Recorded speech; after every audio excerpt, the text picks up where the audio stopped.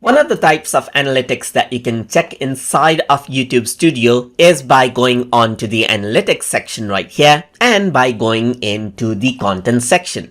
So once you go around onto the content, then here you can see all of the analytics right here, and you will be able to see how like let's say for example impressions are doing right here. So here it says like there's 53 impressions so far, and then there's 11.3 click-through rate, meaning if there's 10 people watching your thumbnail or something, then one person will have a click-through rate right here. And this is the watch hour, that is the watch time from impressions, as you can see right here.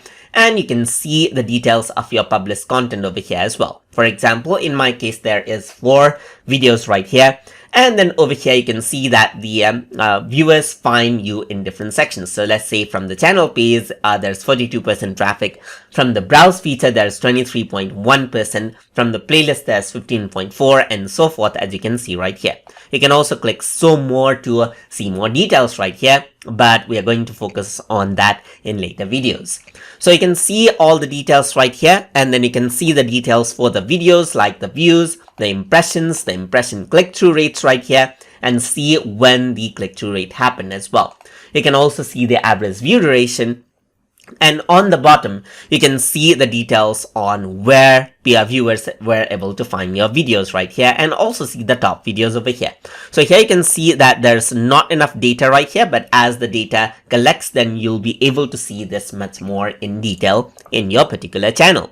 If you have uploaded shorts, then you can see the particular impressions for shorts and their views, their likes, their subscribers that you got from shorts over here as well. And you can even choose the time range, let's say last 7 days and so forth. Then you can see the analytics for those particular content for the last 7 days, or lifetime, or certain year, or a certain range of date right here. And that is how you can go around and then utilize the content analytics inside of YouTube Studio. So I hope you guys learned something as always. And as always, please like, comment, share, and subscribe.